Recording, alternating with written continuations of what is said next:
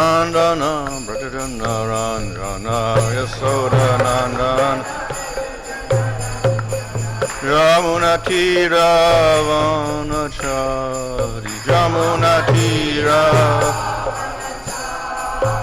Jaya Radha Madhava Kunjali Hari Jaya Radha Madhava Kunjali Hari Hare Krishna, Krishna Krishna, Hare Hare, Hare Rama, Rama Rama, Hare Hare.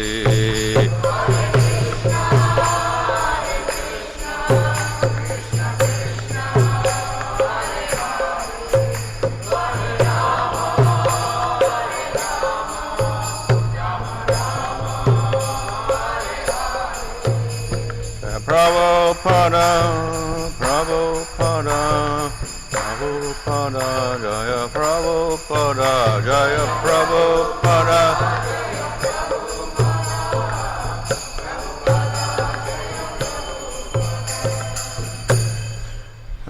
Paramahansa Swami Gacharya, Asata Sisivadesi, Bhagavana Samsa Prabhupada Gija, Amchar Hardas Thakur Gija, Prem Sagaho, Sri Krishna Chaitanya Prabhu Nityananda, Sri Advaita Gadadhar, Shri Gaur Bhakta Vrinda Gija, Sri Radha Krishna Gopa Govida Shama Kundara Kadi Giri Govardhan Gija, Sri Vrindavan Dham Gija, Navadip Dham Gija, Gang Jamuna Tulsi Bhakti Devi Gija, Ananda Koti Vaishnava Vrinda Gija, Samaveta Bhakta Vrinda Gija, Go Premanandi. All glories to some of the devotees, all glories to some of the devotees, all glories to some of the devotees, all glories to Sri Guru Sri Ganga, all glories to Sri Prabhupada. Om Namo Bhagavate Vasudevaya. Om Namo Bhagavate Vasudevaya. Om Namo Bhagavate Vasudevaya. Namo Om Vishnu Padaya Krishna Bhutale Shrimate Bhaktivedanta Swami Niti Namine Namaste Saraswata Deve Gauravani Prachadane Nirvashesha Shunyavadi Pasachadesha Tarane Sri Krishna Chaitanya Prabhu Nityananda Sri Advaita Gadadhar Shivasadi Gaur Bhaktavinda Hare Krishna Krishna Krishna Hare Hare Hare Rama Rama Rama Hare Hare. Read from Srimad Bhagavatam Canto 10, Chapter 14, verse 40.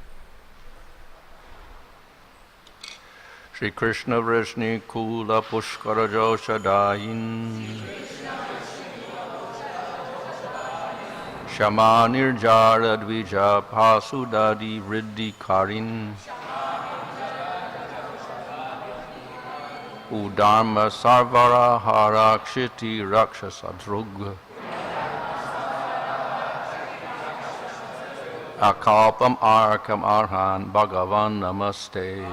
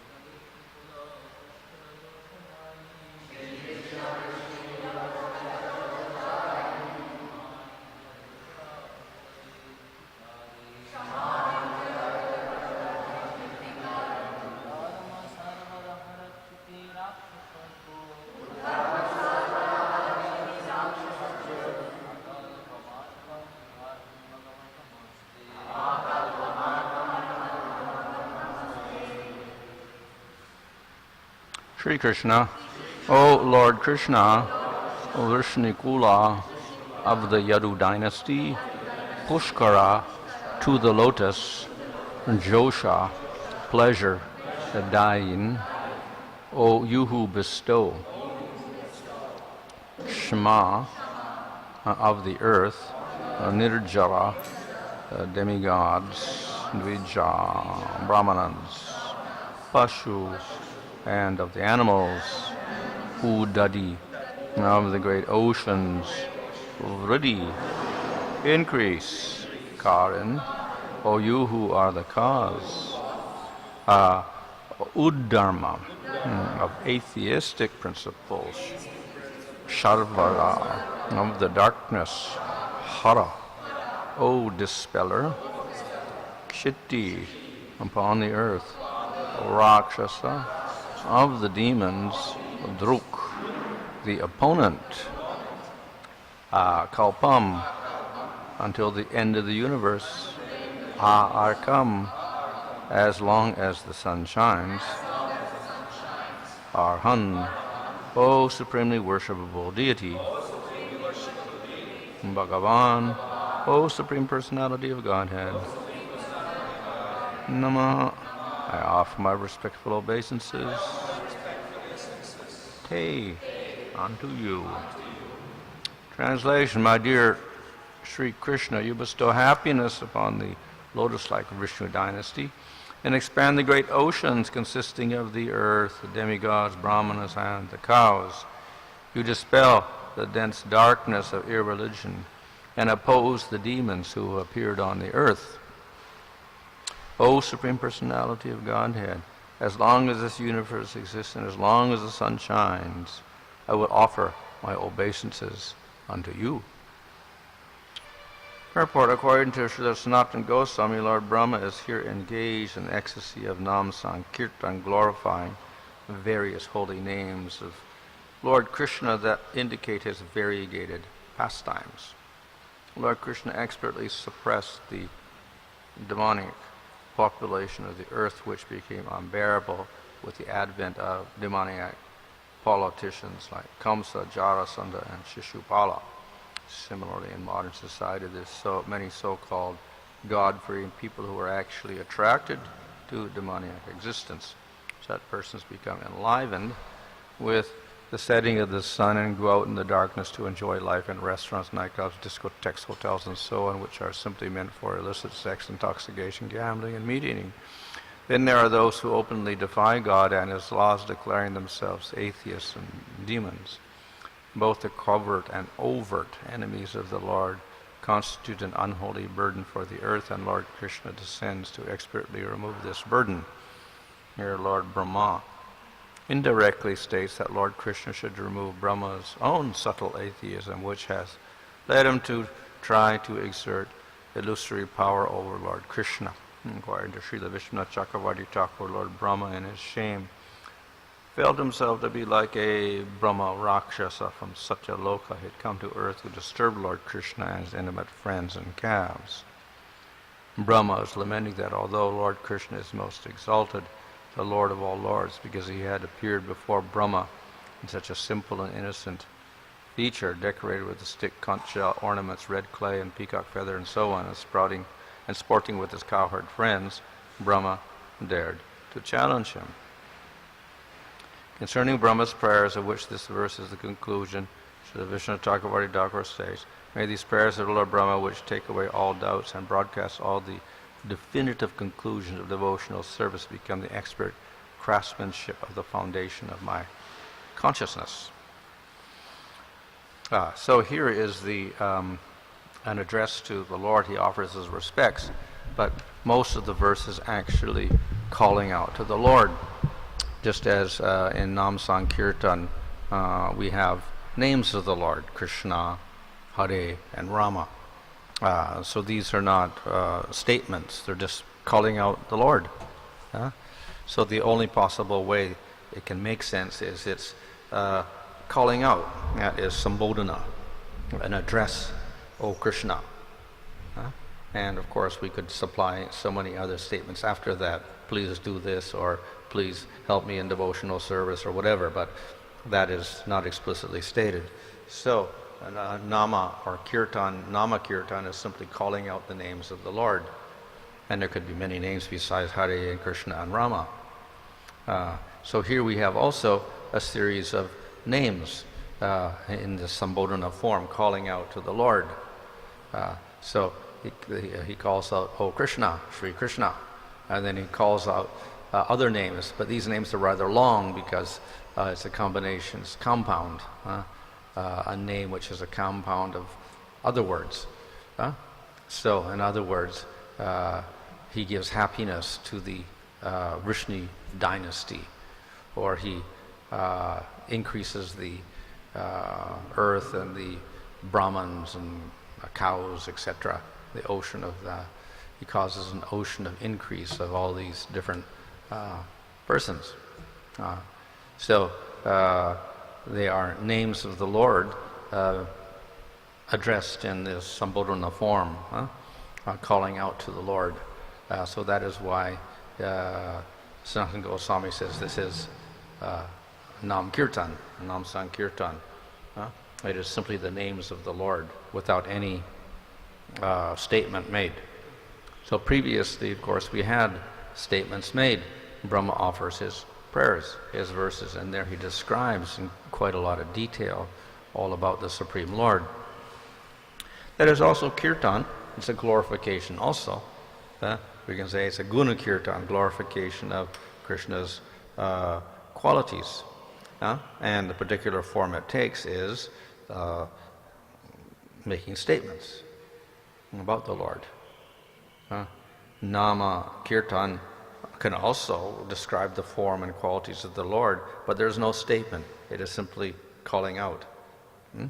But of course, very cleverly in calling out, one can describe the Lord. So here he does describe the Lord by making these compounds of he is the nourisher of that gives happiness to the Vishnu dynasty, or he increases the ocean of the Brahmins and cows and the earth, etc.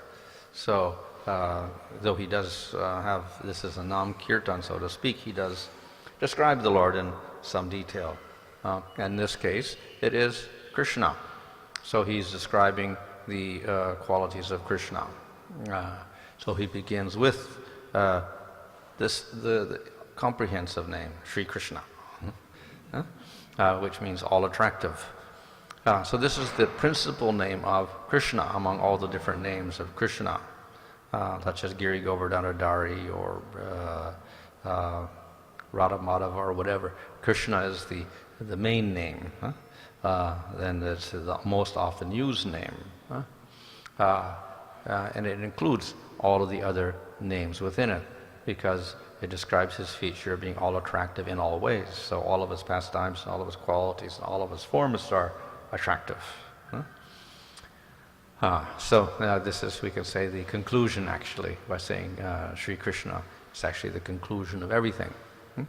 But then he expands upon that, and he indicates how he gives pleasure to the lotus of the Vrishni Kula. Now, of course, why talk about the Vrishnis since they're not even there? They're in Mathura. So the Vrishnis can also refer to the people of Vrindavan. So there's an elaborate explanations given of how the two families are related, and they're also Nanda Maharaj's dynasty is also part of the Vrishni dynasty, so it includes both. So it can also mean the dynasty of Nanda Maharaj, and it's compared to a lotus. So in poetry, and of course factually also, the lotus blossoms in the daytime. When the sun rises, then the lotus opens up. When the sun goes down, the lotus closes. So he gives joy to the lotus of the Vrishni Kula. Means ultimately he is like the sun in relation to the lotus. So he makes them blossom, and blossoming indicates, of course, great joy and full manifestation of all wonderful qualities, etc. So in the presence of Krishna, all of the people of Vrindavan exhibit great bliss and exhibit all wonderful qualities that otherwise would not be manifest. So he is more or less, we can say, the life of all the people of Vrindavan. So that's the other meaning, besides saying is this the lotus of the Vrishni dynasty. Of course, it also applies to the people of Mathura and Dwarka. The Vrishnis also derive their life from Krishna. He is their master, he is their life as well. And they exist only because he is present. But primarily here we're speaking of the people of Vrindavan. So it is Krishna who gives life to all these different persons here. And he causes increase in the ocean of cows and dvijas, etc., earth, demigods, etc. So the ocean is said to increase because of the moon. So Krishna is also compared to the moon. The moon causes increase of the ocean. We know, of course, that the oceans are affected by the tides. They have tides, and the tides are because of the moon. So when the moon becomes full, then we have big tides, etc. So this is the idea here, that Krishna is like the moon, and everyone else, the devotees, are like the ocean. And when Krishna appears, then they increase, and they become very joyful. So the same example is given for Lord Chaitanya, that when Lord Chaitanya appears, he increases the ocean of bliss of all the different devotees, because he is like the moon. Two examples are given to show how Krishna affects everyone, his intimate associates and all others who have contact with him in some way or other, such as the earth or the devatas, etc., brahmanas and cows, etc. So everybody gets advantage from the appearance of Krishna.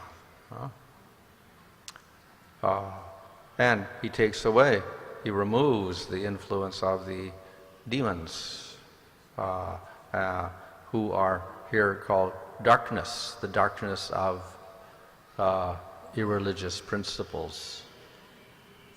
So both the sun and the moon do that.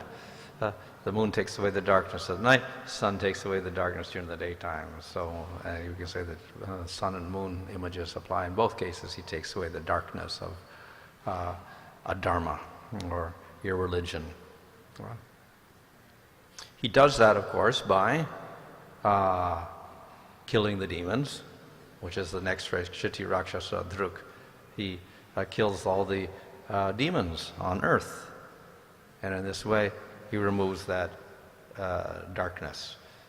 So this indicates that he directly involves himself and uses his weapons and his arms, etc., and his skill to annihilate all the demons on the earth. This, of course, is, we could say, the secondary aspect of the Lord's appearance in the world. His main purpose is to give joy to the devotees, which is expressed in the first two lines. And then the secondary principle is for the people in general. He restores dharma because adharma is present, and to do that he has to kill all the demons. So he does that as well. And this was the reason why the devatas approached Brahma, and Brahma approached Vishnu, so to remove the burden of the earth. So that's the external reason for Krishna's appearance. So Brahma is aware of both things. The esoteric reason, that is giving joy to all the different devotees in Vrindavan, Mathura, and Dwarka, and also the external reason, that is destroying demons and restoring dharma to protect the earth. So in this way he, of course, the first function of protecting the earth, etc., and restoring dharma, that is understandable. That's the normal reason, and that is one that mentions in Bhagavad Gita. He comes and restores dharma when dharma is not operating properly, etc. But the esoteric reason, that's not stated all the time, as in Bhagavad Gita, not stated directly.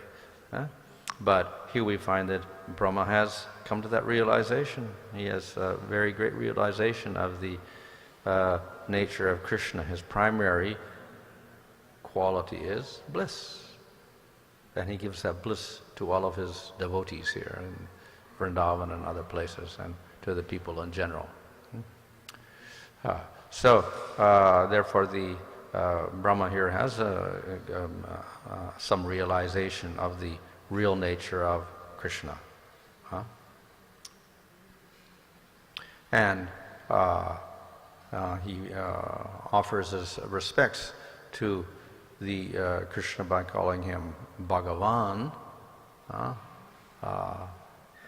So bhagavan, of course, means it can be used for jivas as well. We see there also, or even devatas or something else called bhagavan, but primarily this refers to the Supreme Lord. But then we also have bhagavan referring to Swayam Bhagavan, that is the special form of bhagavan who is Krishna. So therefore the meaning is ultimately one who possesses all bhaga, or all wonderful qualities. So Krishna is that person who possesses all of these wonderful qualities. He manifests them more than other forms of the Lord, like Vishnu. And that was realized by Brahma through this incident. He realized how Krishna had superior qualities manifested than the Vishnu forms. So therefore, when he calls out to Bhagavan, he's calling out to Swayam Bhagavan, that he is the original Bhagavan, or the source of all the other features of all the other Bhagavans, plus extra features as well. So he says he is most worshipable, or arha, for as long as the sun shines and as long as the kalpas exist. So for the whole of Brahma's life, in other words, Brahma intends to worship him and respect him properly. So, of course, already he has worshipped Krishna, he respects Krishna, etc. But through this pastime, he now has greater realization of the nature of Krishna. So therefore, his respect has become much, much greater due to the mercy of Krishna by showing him all these wonderful forms that he had merged in himself, etc. So he is not just worshipable, but he is more than ever worshipable by Brahma for all of his existence as a devata, as the creator of the material realm. So here he ends by simply offering his respects to him. So the prayers were stated, and now he ends with kirtan, which is we can say a simpler form of glorification. Through reciting verses, one needs grammatical explanation and knowledge, etc., to understand and to even compose the verses properly. You need proper understanding of grammar and meaning of words, etc., to put everything together properly. And of course meter and so many other things are necessary. So it requires some skill to do that. On the other hand, Nam Kirtan is simpler. No, you don't need any grammar. All we have to know is the name of the Lord. And then we pronounce that name of the Lord. So it's a much easier process, and that's why it's generally recommended as the simplest way of worshiping the Lord, because it requires no grammatical knowledge or anything. We simply call out to the Supreme Lord. So in either case, both of these forms are meant as a glorification with favorable attitude. Obviously, if we're going to glorify, we should have sincerity in our glorification. We should accept the position, and according to that we describe the Lord, and we we praise him. Huh? So a favorable attitude is implicit in kirtan, that we're doing it because we appreciate the Lord for his wonderful nature. So he concludes with simply the names of the Lord. Instead of another verse, he concludes with names. So this is also significant because it indicates that the name is complete in itself, that Nam Sankirtan is equal to more complicated praises of the Supreme Lord. It is not inferior simply because it's simpler. It's as powerful or more powerful. So a conclusion usually states the, or an ending statement, a statement at the end will bring a conclusion. It summarizes everything. Just as a beginning statement will introduce the subject by stating the main subject.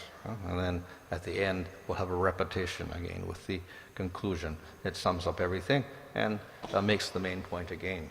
And in between we have many expansions of the topic. So Brahma also has done this. He begins and then he ends with a suitable statement. But here the suitable statement also is kirtan, Nam Kirtan. He is simply uttering the names of the Supreme Lord. So he also indicates by that Nam Sankirtan is, we can say, the summary of everything in terms of sadhana, etc. He's offering his respects, etc., but then he utters the names of the Lord in Nam Sankirtan. So this is, we can say, sufficient for him to express his devotion to the Supreme Lord. And it's the summary of everything. So he indicates that Nam Sankirtan also is the supreme process because it comes at the end here. So in this way Brahma has a great realization of the real nature of Krishna through this incident. So this is the mercy of Supreme Lord. Krishna did not become angry with him, but rather he wanted to give him a realization. And he did in such a way that Brahma could actually understand the nature of Krishna by displaying those different forms, etc. So this is the nature of Krishna, that he is, by his cleverness, he's able to give knowledge to a person and elevate them nicely. And of course he did that with showing his achintya shakti, his inconceivable energy of expanding himself into so many forms, and then showing all the Vishnu forms, etc. All this is because of the achintya shakti of Krishna.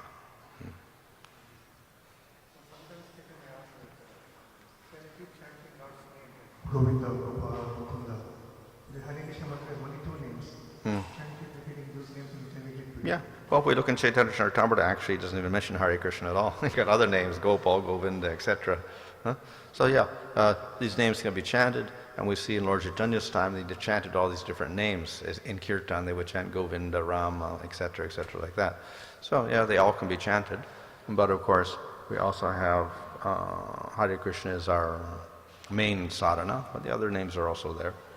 Bhaktivinoda Thakur has also written some verses which are only names as well. He calls it Nam Kirtan verses, and he has a series of names.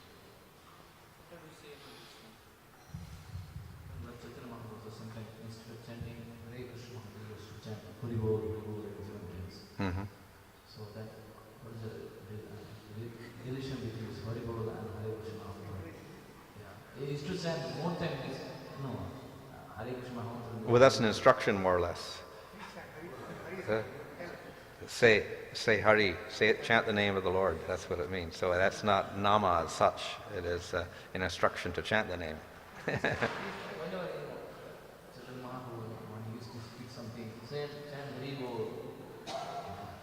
Huh? Yeah, he's encouraged them to chant the holy name because the name itself is complete. Yeah.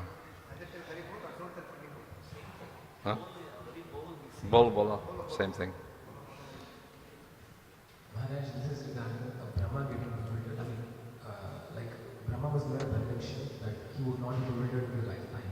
Was this prediction given at the first day of Brahma or first day after Brahma? Yeah.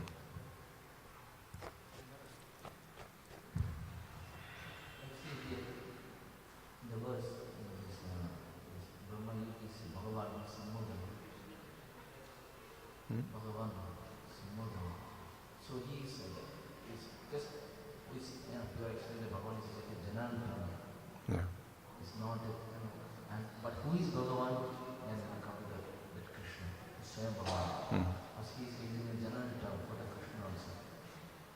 How is it? Because he knows that Krishna is the supreme Lord. Instead of Bhagavan, he could have used Swayam Bhagavan. He could have used this word Swayam Bhagavan. Because you are that supreme person. But here only he is using Bhagavan, this general term, not that particular. Well, as is said in the Brahma Sutras, all names are the names of the Lord. So even the names of the Devatas are actually primarily names of Supreme Lord. So Indra is actually a name of Krishna, or Brahma is a name of Krishna, or Shiva is a name of Krishna. Because if we look at the meaning, ultimately the meaning of that ultimately goes back to Krishna. He is the leader, he is the most auspicious, etc. Or Agni means the leader also, so he is the leader. They describe qualities, and all these qualities primarily reside in Krishna. So therefore, even the word Bhagavan, ultimately we can lead it back to Krishna, or even Ishvara, or any of the general names. We can say the ultimate Ishvara, the ultimate Bhagavan is Krishna. Another thing, sometimes you are explaining that after committing offense, the Brahma, the Krishna didn't give him any punishment. Krishna didn't give any punishment. But some say that Krishna gave him punishment, he came as a Haridas. Like this, some say. I'm not sure this is. I think Bhaktivinoda Thakur maybe indicates that. Though we look in the Gorganodesh Dipika, Haridas was actually not Brahma as such. He was a Brahmana who was called Brahma Haridas, who committed an offense, and therefore he was born as a mlacha or whatever like that. Is there any history that Brahmana Haridas, that who was he in a Krishna Lila pastime, something like that? No, he was a person after that time apparently, not in Krishna's pastimes. Maharaj, like why only Krishna is called Swayam Bhagavan, not the other Vishnu Tattvas? I mean, given the fact that all Bhagavan forms are eternal, and even a Jiva is eternal. Yeah, well, it's to distinguish the fact that we have different amounts of qualities manifest in different forms. For instance, Kapila, he is Bhagavan, but what does he manifest? He doesn't lift Govardhan hill, he doesn't lift up the earth, the Bhumandala, he doesn't kill any demons, he doesn't do any of that. He gives teachings. Different forms of the Lord, according to the particular function, they will manifest certain amounts of qualities. Even though they're all one Lord in those particular forms, they do certain pastimes, they exhibit certain amounts of qualities. So some manifest more powers, and others more powers, and more qualities, like that. So accordingly, then we classify them, even though they're all one person ultimately. So that way we get Prabhava forms and Vaibhava forms and Purna forms and Paravasta forms, etc. And in all the forms, then we put Krishna at the top because he manifests all wonderful qualities and all wonderful powers more than any other form. So we distinguish him from the others. Also in Bhagavad Gita, many places he indicates that he is supreme. He says, I am supreme. So it's direct evidence that Lord is himself saying, I am supreme. What more evidence we need? It's fine. Well, of course, people can take that as just a general indication that the Lord is supreme, that Vishnu or Krishna is supreme. That can also be taken that way. But, of course, we take it also as it's indicating Krishna himself, where he says, Mameva, only me, surrender. None of the other only to avatars me, have said etc. Sarva Dharman. Only Krishna, when he comes, even they let them treat Krishna as avatar, but still in Gita he says, I am supreme. So that still shows.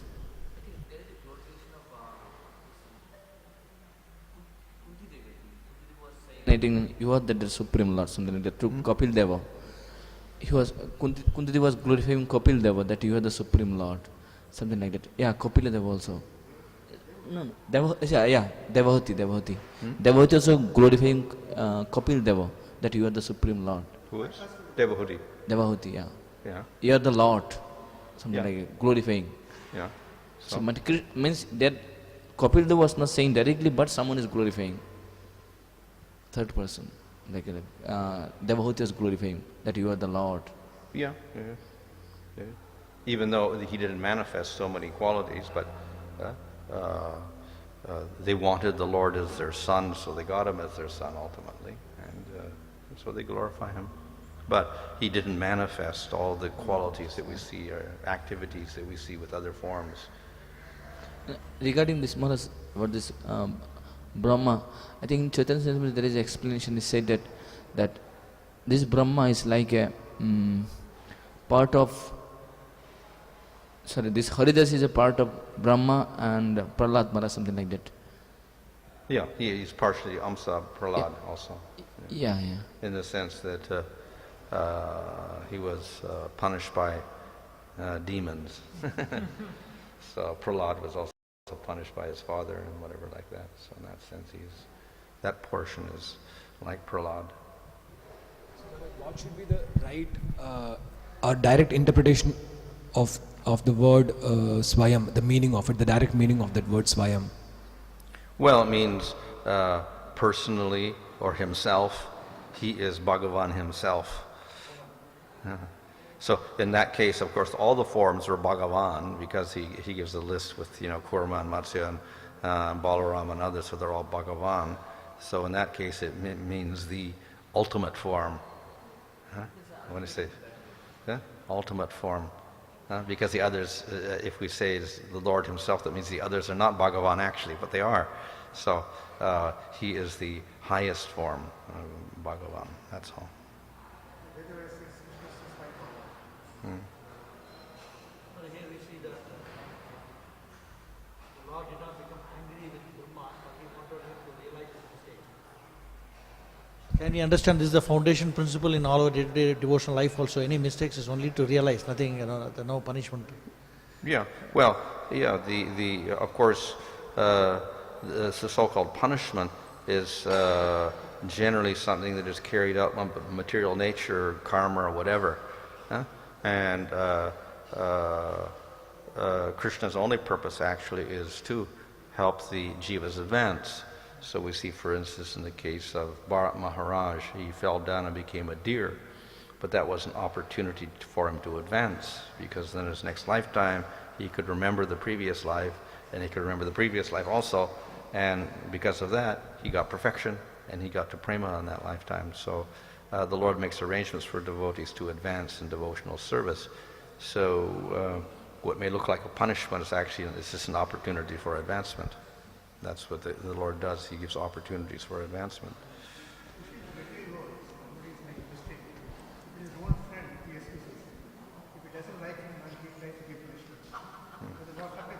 Well, the Lord doesn't hate anybody. He is actually, even for the demons, who are actually very explicitly, they envy the Lord and hate the Lord and try to kill the Lord, even then he doesn't hate them, and he acts for their benefit, and he even gives them liberation. So he has no hatred of anybody. So he's the benefactor of everyone in all cases, even of the demons and the enemies, etc. So that of course is possible for the Supreme Lord because of his great nature. Nam Sankirtan is everything, but this understanding requires knowledge, and only after going through the scriptures and getting to know from the advanced Vaishnavas, we come to this understanding. So which means the knowledge is more equally or more important to understand that Nama Sankirtan is everything. Well, it is so great that it acts even without knowing about it, as in the case of, Ajamil or whatever. It doesn't give the full effect, nevertheless it's very powerful to act. So even chanting accidentally once has so much power. What to speak of intentionally and devotionally or with knowledge chanting, then we get much more result. So the better the consciousness, the purer the consciousness, obviously, the greater result. That will be there for anything, any process. The more knowledge you have, the better result you get.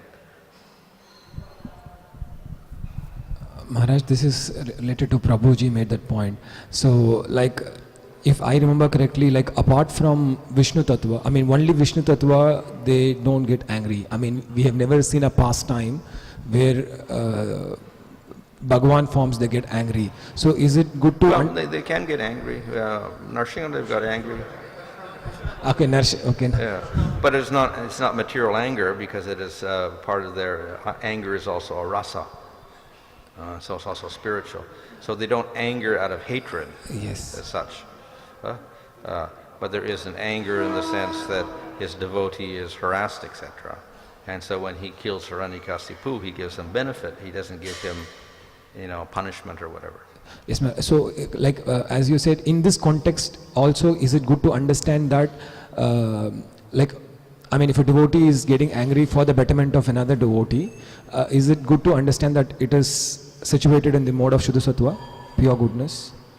I mean, Situated in? For example, Lord gets angry for the betterment of the devotees. Yeah. And yeah, so Lord is always in pure goodness. So when a devotee is getting angry for the betterment of another devotee, is it good to understand that that is in the mode of pure goodness? I mean, it's beyond. Well, it would depend.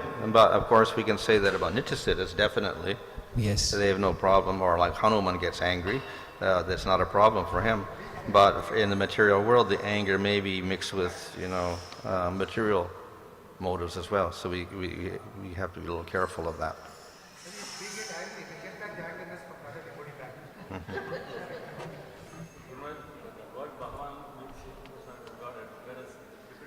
Uses different prefixes, like Vyasadeva uses Swayam Bhagavan, here Brahma is using as Arhan.